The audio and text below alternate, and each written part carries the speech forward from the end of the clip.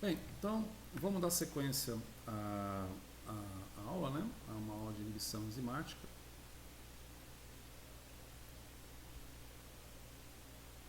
Uma aula, então, portanto, de inibição enzimática.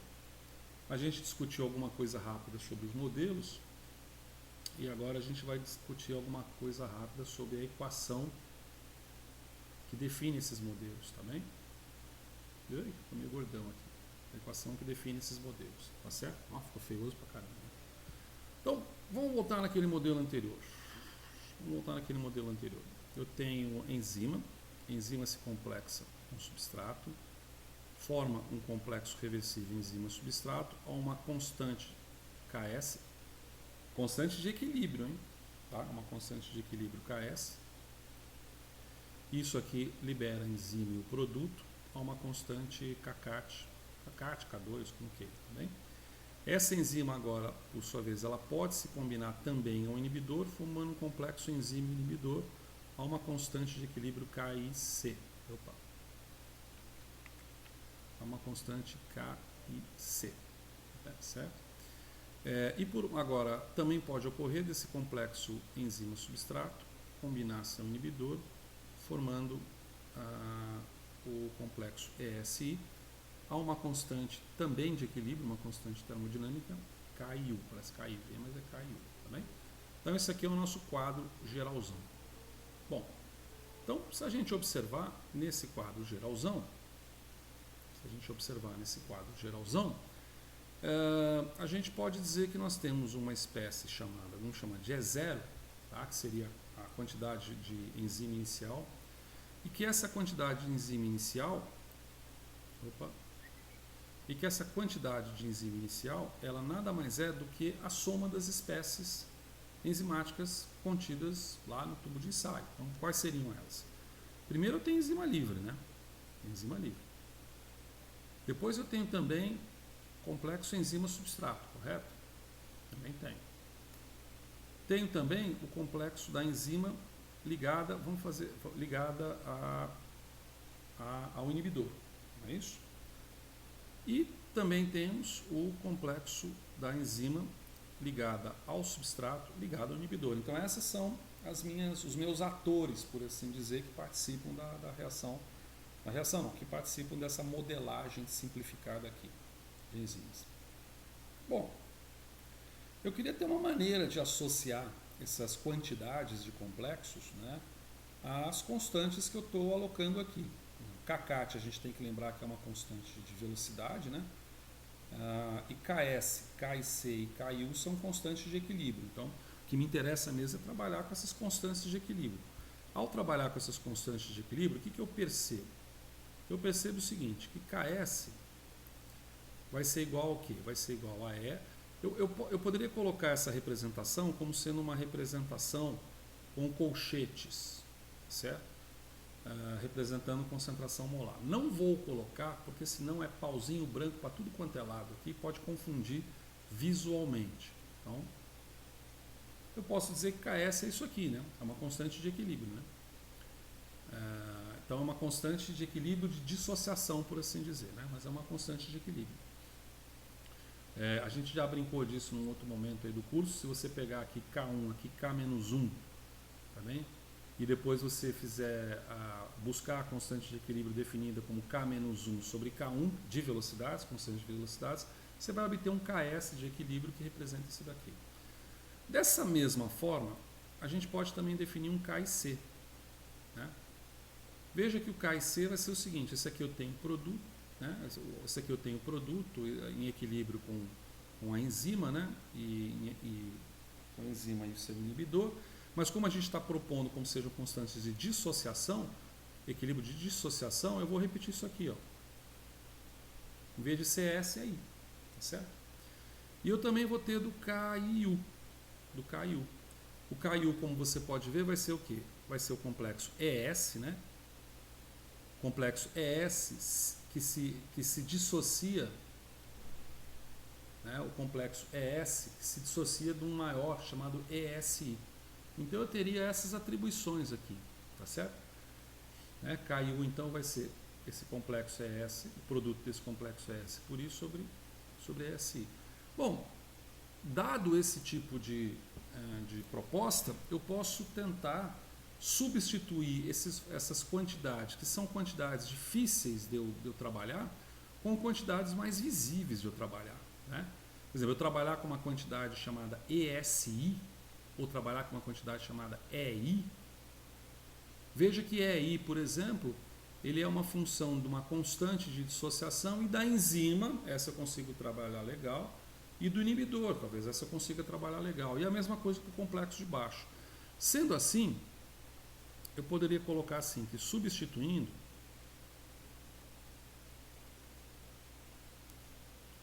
eu poderia então dizer que o meu E0, ele representa o meu E, mais essas quantidades. O que seria esse ES? Esse ES seria E vezes S sobre KS.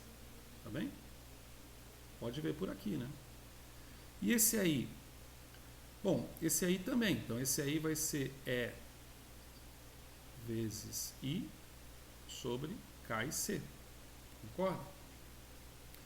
E esse ESI também. Então, esse ESI vai ser ES vezes I sobre K e U. Tá bem? Então, eu tenho uma expressão que eu consiga combinar essas espécies químicas com a vantagem de desaparecer com aquelas que são complicadas, como EI e ESI. Outra coisa que eu percebo aqui é o seguinte: aqui eu tenho uma espécie de enzima livre, enzima livre, enzima livre, mas aqui eu não tenho enzima livre, eu tenho ES. Mas eu tenho como colocar isso daqui, né? Substituindo o quê? Substituindo, vou colocar aqui um verdinho qualquer, tá? Não vou colocar em verdinho qualquer, vai confundir mais do que ajudar. Eu posso pegar esse ES aqui, da mesma maneira que considerei o ES aqui, e ampliar, tá certo? Então eu posso dizer então que E0 vai ser igual a E mais E vezes S sobre KS mais E vezes I sobre K e C mais, repito ali, ó, E vezes S sobre KS vezes I sobre K e U. Tá bem? Então, eu tenho agora uma expressão que, se você parar para pensar, é uma expressão que me permite colocar, por exemplo, o E em evidência, né? De repente eu consigo colocar o E em evidência, ele participa de todo mundo, né? Então vamos lá, então eu posso colocar assim, ó, E0 vai ser igual a E, que multiplica 1 mais S sobre KS, mais I sobre K e C, mais S sobre KS, vezes I sobre K e U. Tá bem? Então, com isso eu consegui estabelecer aqui uma quantidade que é a minha enzima livre, tá bem? E essa enzima livre eu consigo obter, então, toda essa parafernália aqui, por assim dizer, das quantidades. Mas agora tem também outro problema, né? Quer dizer, o I, que é a concentração do inibidor, eu consigo determinar experimentalmente de alguma forma, né?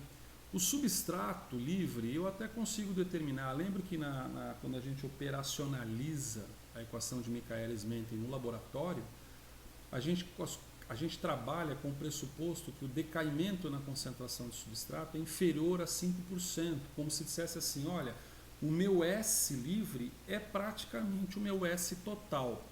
Como eu tenho o meu S total porque eu pesei na balança, por exemplo, eu consigo experimentalmente trabalhar com o meu S, né? Mas o meu Ezinho aqui não, o meu Ezinho é mais difícil de trabalhar, né? Esse meu Ezinho é mais difícil de trabalhar. Mas eu sei o seguinte, eu sei que como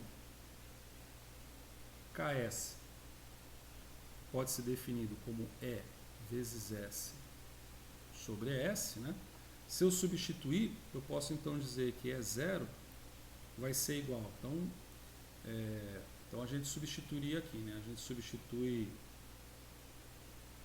nossa, tá difícil enxergar isso aqui. Isso aqui vai ser KS vezes S sobre S. KS sobre S vezes ES. Tá? Pode ser assim? Tá certo? KS sobre S vezes ES. Acho que é isso, né? Deixa eu ver. KS vezes ES sobre S. É isso. E aqui eu mantenho, então, o meu 1 mais S sobre KS mais I sobre K e C mais S sobre KS, preciso tomar cuidado com essa grafia aqui, vezes I sobre K e U. Certo? Beleza? Tá bom, beleza. Então, veja que eu tenho aqui uma expressão na qual o S ficou aqui no denominador, mas ele é do denominador, ele vai para todo mundo, né? Então, de repente, eu posso juntá-los aqui, né? Eu posso dizer que E0 vezes S vai ser igual a KS, vai ser E0 vezes S aqui, né? Vai ser igual a KS vezes o quê? Vezes ES, que multiplica, novamente, 1 mais S sobre KS, né? Mais I sobre K e C, mais S sobre KS. Toma cuidado com esses símbolozinhos assim nesse quadro, ele pode sumir, né? I sobre K e U, ok? Eu faço desse jeito aqui sem problemas, tá bem? Bom, eu posso também fazer o seguinte, ó, eu vejo que eu tenho um ES aqui do lado, né? Eu vejo que eu tenho um ES aqui do lado. Eu vejo também que eu tenho KS aqui, né? Uma boa. E eu tenho essa quantidade aqui, que é essa quantidade, aqui de S, tá certo? Bom, então o que eu posso fazer? O que eu posso fazer agora é tentar isolar alguma coisa aqui que me interessa, no mínimo, né? O que me interessa aqui, por exemplo? O E0 eu consigo, né, pegar experimentalmente. O S eu consigo pegar experimentalmente. Esses K da vida todos são os Ks que saem do experimento, né? São os que saem do experimento. O ES, lembra quando a gente deduziu a equação de Michaelis-Menten? O que interessava era ES, né? Porque dentro do pressuposto, né, dessa equação, a gente parte da relação de que ES, a concentração de ES, se mantém mais ou menos constante ao longo da reação, né, enquanto o produto sobe, o substrato desce. Então, talvez seja interessante eu isolar esse ES, né? Então, eu tento isolar ES, ó, isolando ES, eu posso dizer então que ES vai ser igual ao quê? Ele vai ser igual, agora esse carinha vem para cá, né? E0 vezes S, né, que vai ficar aqui, sobre toda essa expressão aqui embaixo, ó. KS que multiplica 1 mais S sobre KS, mais I sobre K e C, mais S sobre KS, vezes I sobre K e U. Eita, I sobre K e U. Tá bem? E aqui eu fecho aqui. Bom, então veja que já está começando a surgir uma expressão que, se você pegar aquelas anotações, ou videoaula, suas anotações, ou as pranchas que foram colocadas em outro momento, semana passada, creio eu, veja que essa expressão já é uma expressão meio Michaelis-Menten, que computa a informação do inibidor de constantes correlatas. Tá certo? Bom, então nesse sentido, deixa eu ver, está terminando. Eu posso desenvolver isso melhor e dizer então que o meu ES vai ser igual a E0 vezes S, mantém aqui em cima, né? E aí eu desenvolvo, então eu vou ter KS mais KS vezes S sobre KS, né? Certo? Só desenvolvendo, mais KS vezes I sobre K e C, K e C, mais KS vezes S sobre KS, vezes I sobre K e U. Certo, manos e manas? Então vejamos, ó. Esse KS aqui, vamos cortar os bichinhos, né? Ó, você vê que esse KS aqui corta com esse KS aqui, né? Não é isso? E esse KS aqui também corta. Deixa eu fazer diferente para não ficar. Esse KS aqui corta com esse KS aqui também. Nossa, a emenda ficou pior que o soneto, não é melhor fazer assim. Esse KS corta com esse KS aqui, né? Então, vamos continuar essa dedução. Mais para baixo aqui. Eita, ferro doido. Vamos para cá. Tá. Vamos me tirar daqui para me colocar aqui, tá bem? Então veja que eu tenho o seguinte, eu tenho que ES, ES então vai ser igual a quê? Vai ser igual a E0 vezes S sobre, o que vai ter aqui embaixo? Ó, KS mais KS mais S, KS mais S, né? KS mais S, mais KS que multiplica 1 sobre, I sobre K e C, mais S que multiplica I sobre K e U. Certo? Fazer isso fica difícil. Veja que aqui eu tenho termos comuns, né? Eu tenho KS aqui, eu tenho S aqui, então eu posso juntar esses termos. Então eu posso dizer que ES vai ser novamente o meu ES V0. V0? Por que eu falei V0? Sobre o quê? Sobre, vamos colocar assim, uma expressão aqui mais em chaves, né? Mas não tão gordinha assim, né? Eu tenho alguma coisa como KS aqui embaixo. Aliás, eu nem preciso colocar em chaves, né? Porque não tem muito porquê. Eu tenho KS aqui que multiplica o quê? Que multiplica 1 mais I sobre K e C, não é isso? Mais o quê? Mais S que multiplica o quê? 1 mais I sobre K e U. Ok? Essa é uma expressão interessante, né? Agora, eu queria desaparecer com esse S, né? Desaparecer com esse S é aquela história. Veja que a gente tinha alocado lá que quando você tem uma determinada constante, né, lembra disso? Ou uma determinada constante vezes S, né? Opa, peraí. Vou colocar isso aqui de outro jeito. Eu não sei se você lembra lá em algum ponto, tem em alguma parte lá que a gente tinha colocado de velocidade. As velocidades podem ser definidas como constantes vezes, por exemplo, quantidades, né? Isso aqui é uma velocidade que determinaria, né? A gente tinha até colocado, inclusive, que Vm seria a velocidade máxima. Aqui a gente poderia colocar diretamente como sendo essa constante K2, né, o que seria o kcat, por exemplo, vezes o E0 total, lembra disso? Né?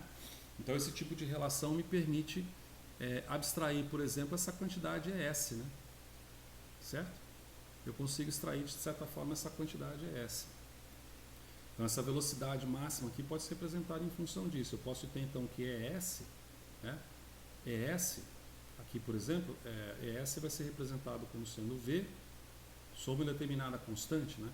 Assim como aqui embaixo, por exemplo, o meu E0, pode muito bem ser, meu E0 é ótimo, meu VM, né? O VM já está aqui. Por que eu coloquei esse negócio de E0 e ES? Espera aí, E0 e ES. O meu E0 pode ser representado com a minha velocidade máxima sobre também kcat. E as permutas disso que são possíveis serem feitas. E dentro dessas permutas que podem ser feitas, esse K, inclusive, precisa tomar cuidado que isso é K2, né? Isso aqui é K2. Então eu posso dizer, em relação a esse complexo ES aqui, que eu tenho V sobre K2, tranquilamente, como sendo igual ao quê? Como sendo igual a E0S, E0 vezes S, sobre essa... deixa eu apagar aqui. VM sobre kcat. Tá?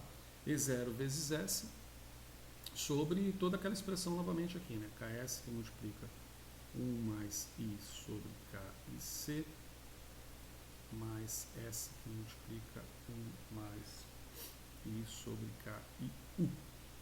Beleza? Agora vê lá. Poxa, Esse CACAT, esse K2 aqui é a mesma coisa, né? CACAT K2 aqui é a mesma coisa. CACAT K2, a gente tinha colocado aqui CACAT K2, você representaria a mesma coisa, lembra disso? Tá, então CACAT sobre K2. Veja que aqui eu tenho então o K2 e aqui eu tenho o E0, né? Aqui. Que inclusive representa o meu VM. Matou? Então eu tenho que a minha velocidade pode ser representada muito bem como VM vezes S sobre KS, que multiplica 1 mais I sobre K e C, ok? Mais S, que multiplica 1 mais I sobre K e U.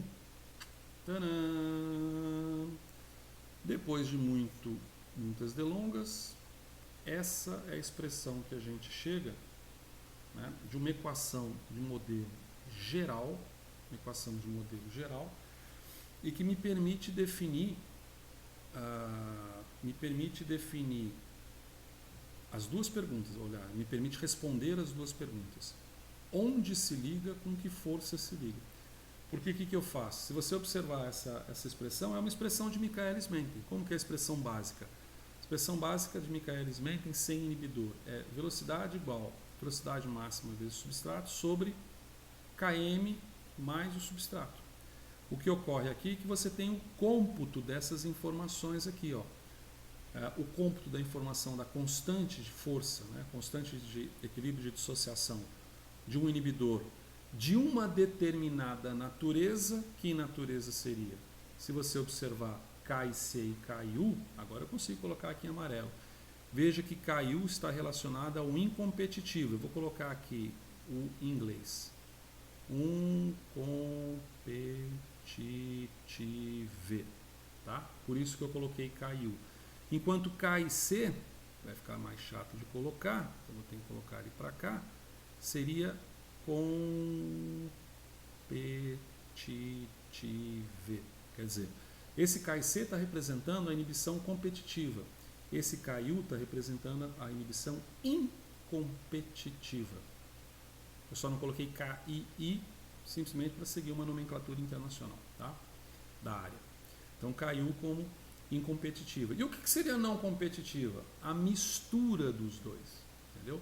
Uma constante que diga para você, aliás, uma informação que diga para você que você pode ter os dois fenômenos acontecendo como inibição. Ela pode ser mista ou ela pode ser pura. E aí vem outras classificações, entendeu? Então, aqui a gente comeu ali em cima. Então, alocado isso, tá certo? Alocado isso, então, eu tenho essa expressão aqui, que eu posso inclusive desenvolver ela um pouquinho mais, tá? Que eu vou desenvolver nessa prancha mesmo. Tomara que não lhe confunda, espero que não lhe confunda, mais do que já deve estar confuso. A gente pode colocar ela um pouquinho mais aqui em cima, de uma maneira até mais fácil, tá? De uma maneira até mais fácil. Fácil não tem nada de fácil, mas enfim. A gente pode colocar assim, simplificando,